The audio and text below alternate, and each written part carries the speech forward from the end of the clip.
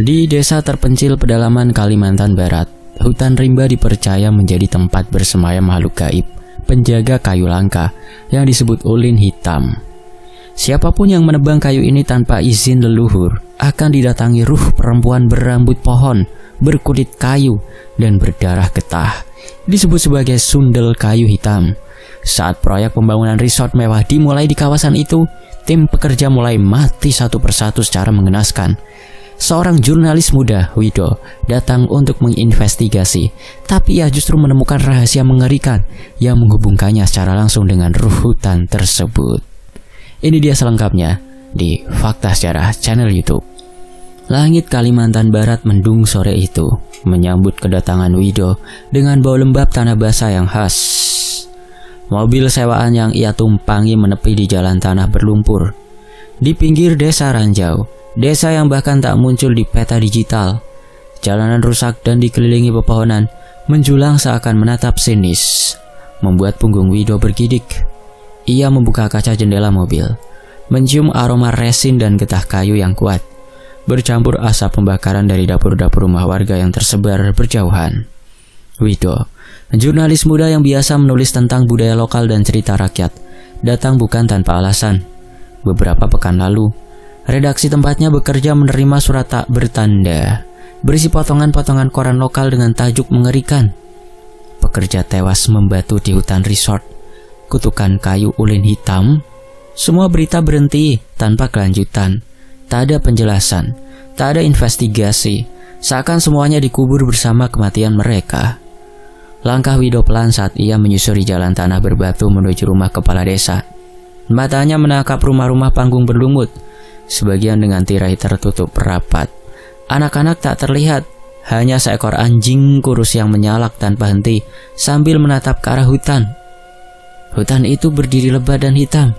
Pohon-pohonnya seperti punggung orang tua yang membungkuk memeluk rahasia tua.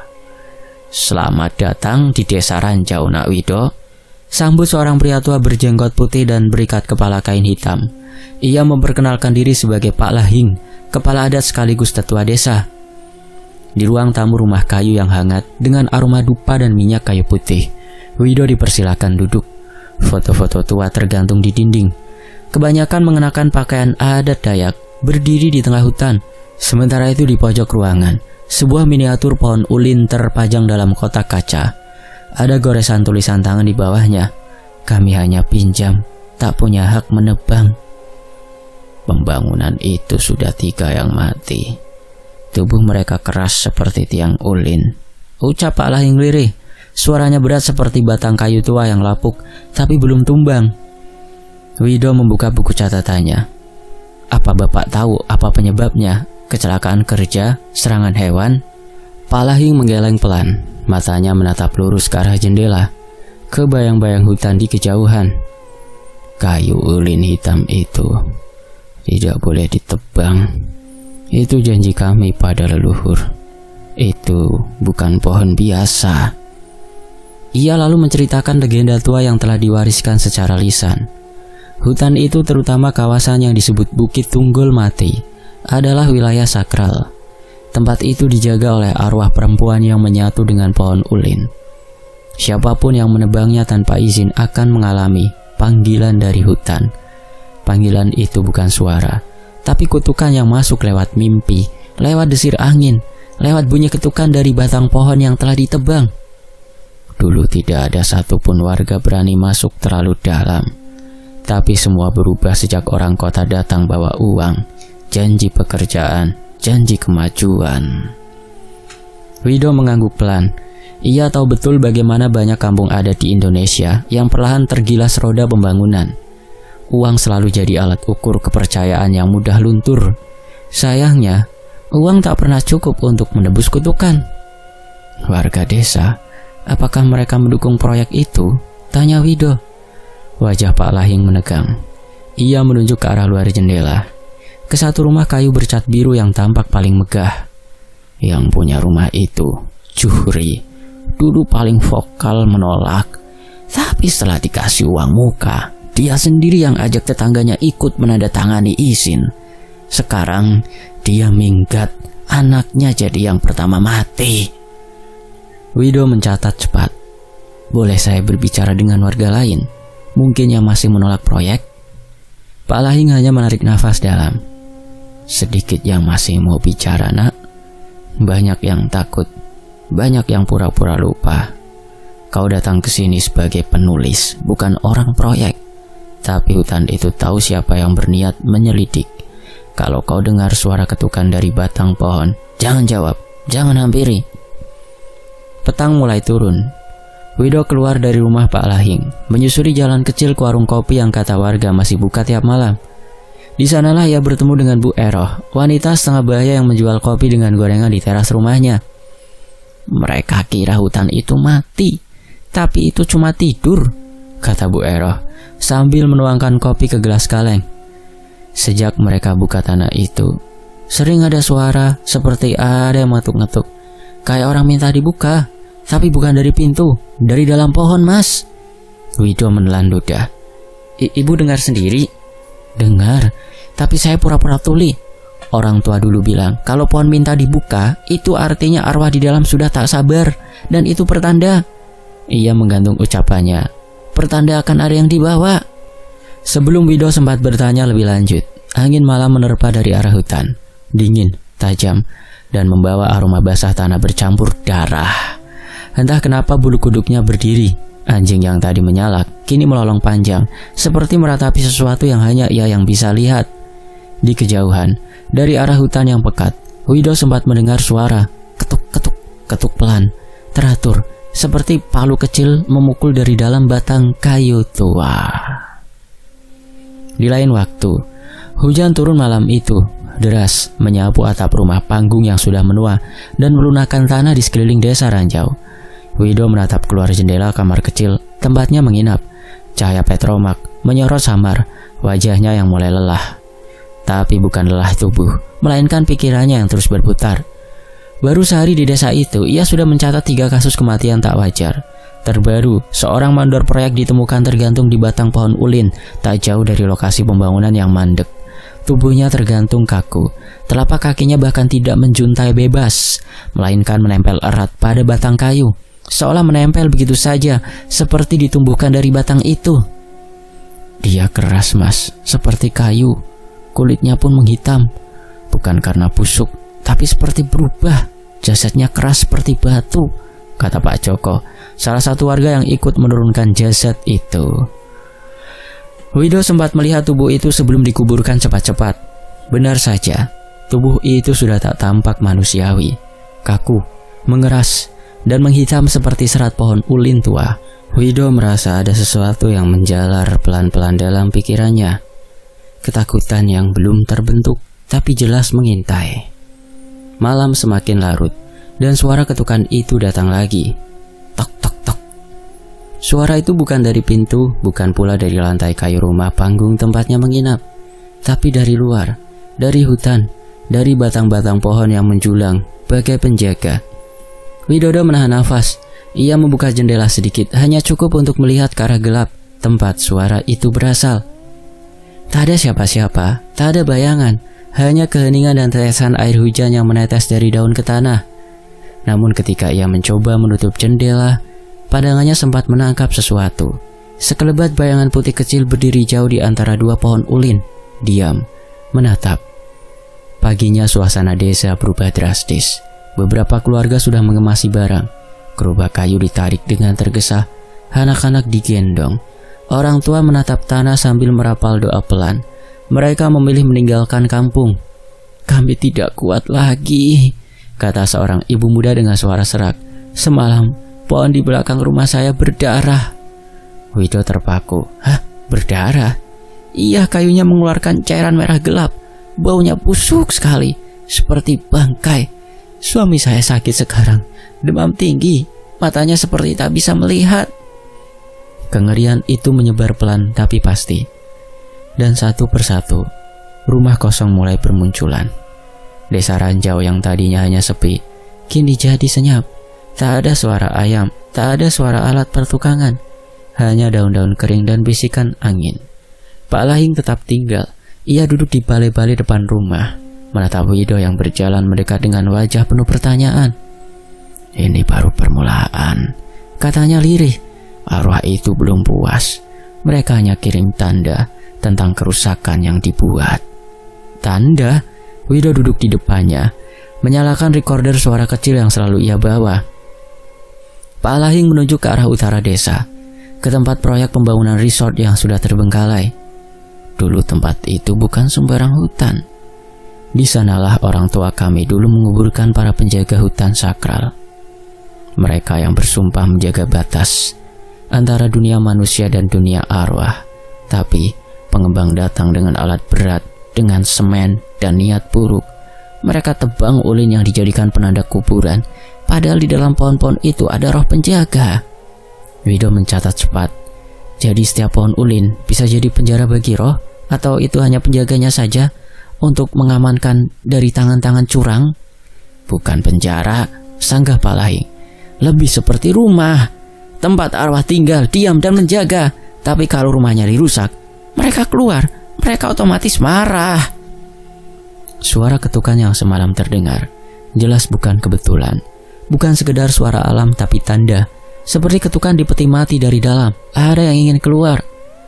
Malam kembali turun, dan kali ini ketukan terdengar lebih banyak. Tak hanya satu, tapi dari beberapa arah, seperti pesan yang dikirimkan serentak. Wido terbangun oleh suara langkah. Di luar ada suara-suara orang menangis. Ia membuka jendela perlahan dan melihat cahaya dari arah tengah desa. Sekelompok warga berkumpul, mengelilingi sesuatu di tanah. Wido turun tergesa, membawa senter. Seorang lelaki ditemukan tergeletak di tengah jalan. Tubuhnya kaku, matanya terbuka dan kulitnya mulai menghitam. Di dadanya ada bekas luka seperti torehan kuku, terbentuk silang. Entah kesalahan apa yang ia perbuat. Dia baru mau kabur tadi sore, bisik salah satu warga. Katanya mau ikut keluarga ke kota. Wido memotret cepat dengan kameranya. Tapi saat lampu flash menyala, untuk sesaat ia merasa melihat sosok perempuan tinggi di balik pohon. Tubuhnya membungkuk, rambutnya panjang, dan matanya merah menyala. Saat ia kedip, sosok itu menghilang. Ketukan semakin sering, tapi bahkan siang hari pun kini suara itu mulai terdengar samar. Tak semua bisa mendengar. Mereka yang mendengar pasti akan diganggu malamnya. Wido tahu, ini bukan lagi soal cerita budaya. Ini bukan mitos. Ini nyata tentang kemarahan sosok yang sudah diganggu. Dan ia sendiri sekarang tak tahu apakah ia sedang menulis kisah atau menjadi bagian dari kutukannya. Sementara itu, di hari yang lain, kabut mulai turun sejak siang, menyelimuti desa Ranjau dengan hawa dingin yang tidak biasa. Matahari seperti enggan menembus awan, meninggalkan langit kelabu sepanjang hari. Wido duduk di beranda rumah panggung milik Pak Lahing sambil membolak-balik catatannya. Kepalanya dipenuhi pertanyaan tentang kematian, tentang pohon ulin, dan tentang suara ketukan itu. Tapi, satu hal yang belum ia pahami sepenuhnya. Siapa yang benar-benar berada di balik semua ini? Kalau kamu ingin tahu, temui Amang Naryo, kata Pak Lahing pelan. Beliau dukun tua yang tinggal di pinggir hutan. Sudah jarang bicara dengan orang, tapi dia tahu asal-usul hutan itu. Bahkan tahu tentang sosok yang selama ini hanya disebut dalam bisik-bisik. Wido menurut. Menjelang sore ia berjalan kaki ke arah timur desa, tempat Amang Naryo tinggal. Tempat itu tidak layak disebut rumah, hanya sebuah bangunan untuk berteduh. Amang Naryo duduk bersila, mengenakan kain dan penutup kepala hitam. Tatapannya tajam, tapi tidak mengancam. Ia menatap Wido lama, seolah bisa membaca isi hati dan niat yang belum sempat diucapkan. Kau mau tahu tentang dia ya? Gumamnya, bahkan sebelum Wido bertanya. Wido mengangguk perlahan. Dia bukan sekedar hantu, dia adalah kutukan. Namanya Sundel Kayu Hitam. Angin mendadak bertiup lewat celah dinding. Lampu minyak berkedip lemah. Dulu, berabad lalu, hutan ini dijaga oleh perempuan suci dari garis keturunan leluhur. Mereka tidak boleh menikah, tidak boleh bersentuhan dengan orang luar. Tapi satu dari mereka melanggar. Lanjut Amang Naryo, suaranya berat, seolah menahan amarah lama yang belum padam. Namanya Laksmi, cantik, lembut, dan bisa berbicara dengan pohon.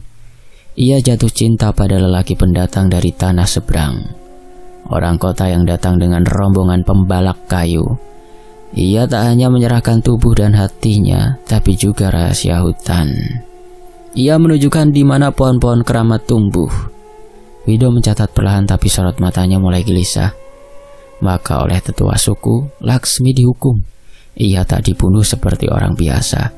Ia dimasukkan ke dalam lubang batang pohon ulin yang masih hidup, lalu ditutup dan dibakar dari dalam. Tangisnya menggema selama 7 hari 7 malam. Tak ada yang berani mendekat. Setelah itu, tak ada lagi yang menyebut namanya. Dan sekarang, tanya Wido nyaris berbisik. Sekarang, Amang Narya mendekatkan wajahnya.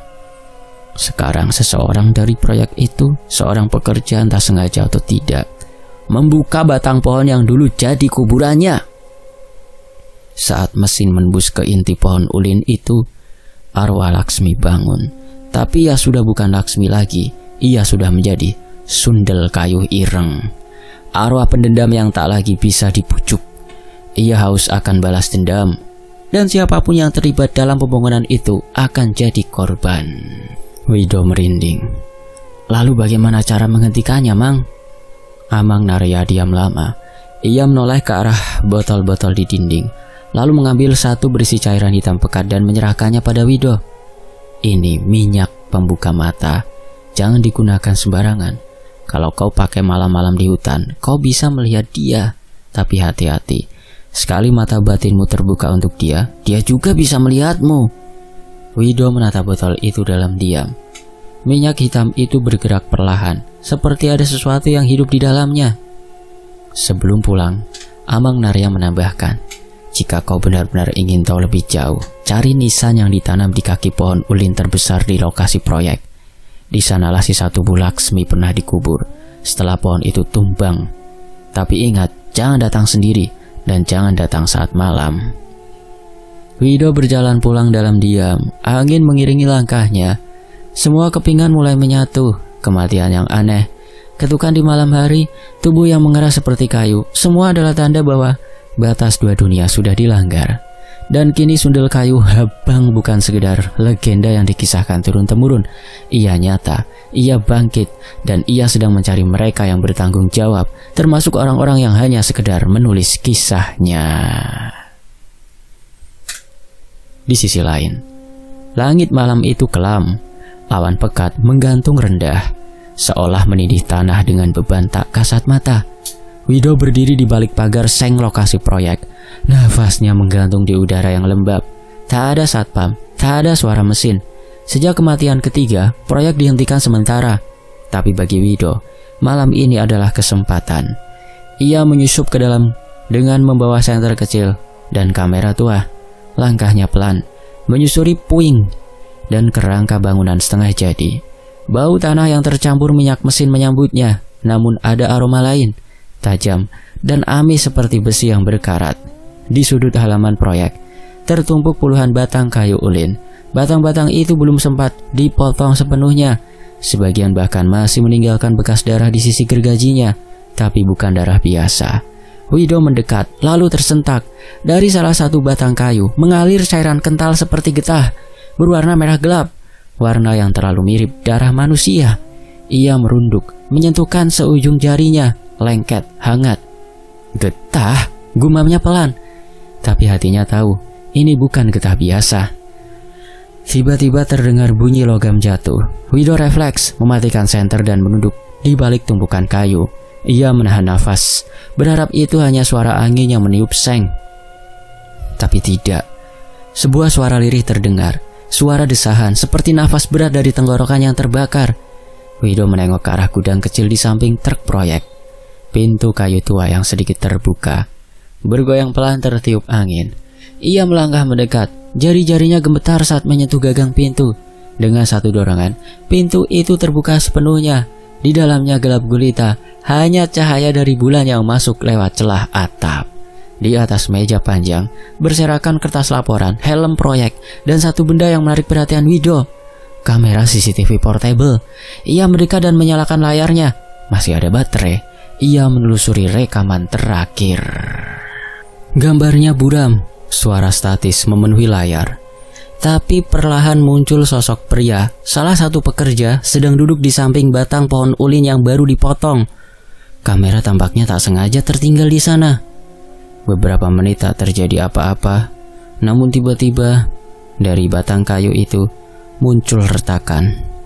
Wido menahan nafas saat melihat tangan pucat merayap dari dalam celah.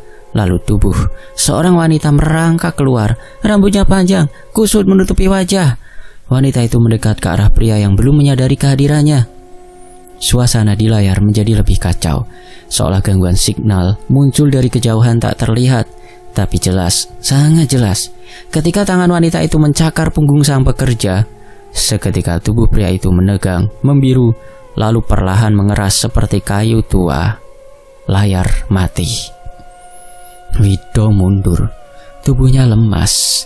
Ia mencoba mengatur nafas, tapi tak bisa melupakan wajah wanita itu. Sekelebat dari balik rambut yang tersibak angin, terlihat mata kosong dan senyum getir yang tidak asing. Wido mengusap keningnya. Kenapa wajah itu terasa begitu familiar? Kilasan masa kecil datang. Wido yang saat itu masih bocah, bermain di halaman rumah neneknya, dekat sebuah kebun kecil. Ada seorang perempuan yang sering lewat, berkulit pucat, mata tajam, dan selalu mengenakan kain gelap. Ia tidak pernah bicara, hanya memandangi Wido dari kejauhan. Aku sepertinya pernah melihatnya, gumam Wido. Tapi dari mana ya? Suara kayu patah membuatnya terlonjak. Ia segera mematikan kamera dan merunduk di balik peti kayu. Di luar gudang ada suara langkah, pelan tapi berat, seperti seseorang yang berjalan dengan tubuh terseret. Wido menahan nafas. Tangannya gemetar menggenggam kamera, tapi suara itu mendekat, semakin dekat, hingga berhenti tepat di luar pintu. Tak ada yang masuk, hanya keheningan yang menguasai. Setelah beberapa menit, Wido memberanikan diri mengintip keluar. Tak ada siapa-siapa, tapi di tanah ada jejak, bukan sepatu, tapi telapak kaki telanjang, memajang aneh dan diikuti tetesan cairan merah pekat. Getah darah. Wido tahu ia tak bisa tinggal lebih lama. Ia harus keluar dari lokasi itu sebelum sesuatu atau seseorang datang lagi. Tapi lebih dari itu, ia harus mencari tahu kenapa wajah roh itu begitu mendekat di ingatannya. Karena jika benar ia pernah melihatnya saat kecil, berarti keterlibatan Wido dalam kutukan ini bukan kebetulan. Ini adalah bagian darinya juga. Seakan semesta menariknya. Dan tanpa diduga, dari silsilah keluarganya jauh, Wido menemukan fakta mengejutkan. Nenek buyutnya berasal dari desa Ranjau, dan wanita yang menjadi sundel kayu itu adalah adik nenek Wido, Laksmi. Wido menyadari darahnya terkait, karena itulah ia tidak diusik, melainkan dipanggil. Mimpi-mimpinya dipenuhi suara ketukan pohon dan bisikan untuk membuka jalan pulang. Wido berdiri di tepi hutan yang kini tak lagi sama. Aroma kayu hangus dan tanah basah memenuhi udara, bercampur dengan bau anyir yang membuat perutnya mual. Langit mendung bergelayut rendah, seolah menekan bumi, memantulkan jerit arwah yang tak kasat mata. Ia dan Amang Narya berhasil mendapatkan tulang belulang Laksmi dari pohon untuk mengurungnya. Wido memeluk bungkusan kain mori di dadanya. Isi di dalamnya adalah potongan tulang belulang yang ia gali bersama Amang Narya malam tadi. Di dasar pohon ulin yang dulu menjadi tempat pembakaran wanita penjaga hutan itu. Wido tahu ini satu-satunya cara. Ia harus mengembalikan tulang-tulang itu ke makam leluhur di Bukit Timur, tempat asal para penjaga hutan suku kuno yang dulu menegakkan aturan sakral. Namun semuanya tak berjalan mulus. Pihak pengembang tak peduli, mereka menolak menghentikan pembangunan. Bagi mereka, itu hanya mitos kampungan yang menghalangi kemajuan. Kami tak bisa tunduk pada cerita hantu, kata salah satu dari mereka, padahal korban sudah berjatuhan, tapi mereka tetap kekeh melanjutkan, sembari tertawa angkuh. Kalau memang ada makhluk terkutuk di situ, kita bakar saja semuanya, biar sekalian lenyap. Dan mereka pun melakukannya. Hari itu ekskavator dikerahkan, pohon-pohon dijatuhi bensin dan dibakar hidup-hidup. Daun-daun gemeretak, suara binatang melarikan diri memenuhi udara, dan satu suara lain ikut berteriak, bukan manusia, bukan hewan. Suara itu meraung dari kedalaman tanah, membuat api membalik melawan angin. Tak lama setelah pembakaran itu, hutan benar-benar berubah. ia menjadi tempat pembalasan. Malamnya, seorang mandor ditemukan tergantung di dahan pohon yang masih berasap. Lehernya dijerat akar pohon yang tumbuh dari tanah dengan kecepatan yang tak masuk akal. Matanya terbuka lebar, dan kulit tubuhnya memulai dipenuhi jamur berwarna hitam yang tumbuh dari dalam pori-porinya. Malam kedua, dua pekerja hilang. Tubuh mereka baru ditemukan keesokan paginya, terjerat akar-akar sebesar lengan orang dewasa. Salah satu tubuhnya tertutup lapisan kulit pohon, seperti digulung perlahan saat masih bernyawa. Yang satu lagi, wajahnya hilang. Kulit wajah itu telah mengelupas dan menempel di batang pohon terdekat, seperti dipajang sebagai peringatan. Wido hanya bisa menyaksikan semuanya dengan dada sesak. Ia tahu ia harus cepat, tapi pengembang sudah menutup akses menuju Bukit Timur karena takut hutan merembet membakar gudang bahan bangunan di sana. Para pekerja yang tersisa kini memilih kabur diam-diam. Mereka tak peduli gaji atau ancaman perusahaan. Mereka hanya ingin pulang dalam keadaan bernyawa. Wido memberanikan diri malam itu juga. Ia menyelinap melewati batas api yang mulai padam. Dengan bungkusan tulang di punggung, ia melangkah menembus semak yang masih basah oleh embun dan darah. Di kejauhan, ia mendengar suara ketukan, bukan dari pohon, kali ini dari tanah, seperti ada yang berjalan bersamanya di bawah permukaan bumi. Di tengah jalan, ia melihat sesuatu. Seorang pria berjalan tertatih, seluruh tubuhnya sudah berubah menjadi lapisan jamur. Dari mulutnya tumbuh batang kecil, seperti akar, bergerak-gerak seolah mencari udara. Mata pria itu sudah tak ada, hanya rongga kosong yang meneteskan cairan putih. Wido menahan tangis dan rasa ingin muntah. Ia tahu pria itu tak bisa diselamatkan, tapi saat tubuh itu mendekat, akar dari bawah tanah menyambarnya dan menariknya turun ke dalam lumpur. Perlahan seperti ditelan bumi, hutan seolah punya kesadaran dan semua pelaku harus membayar. Sementara itu, Wido melewatinya, melangkah lebih cepat. Di punggungnya kain mori itu mulai menghangat, seolah tulang-tulang itu tahu sudah dekat waktunya. Di tengah perjalanan menuju makam, sosok wanita itu muncul lagi dari balik kabut dengan rambut yang menjuntai panjang dan tubuh yang menyatu dengan ranting dan akar. Kali ini wajahnya jelas, pucat. Luka terbakar masih tampak di bagian pipi dan leher. Namun sorot matanya tak lagi marah, hanya menunggu dan menuntut untuk dipulangkan. Wido berlutut. Ia meletakkan bungkusan itu di tanah, membuka mori perlahan. Tulang-tulang itu bersih, kering, tapi tampak hidup. Ia menengadahkan kedua tangannya. Aku kembalikan kau ke tempat asalmu. Dan sosok wanita itu mendekat, tidak menjejak tanah. Ia menatap tulangnya sendiri dengan mata berkaca, lalu menghilang dalam desir angin. Dan malam itu untuk pertama kalinya, hutan sunyi. Selesai. Demikianlah sebuah kisah, semoga terhibur. Sampai jumpa di kisah lainnya. Tetap di Tony FS. Wassalamualaikum.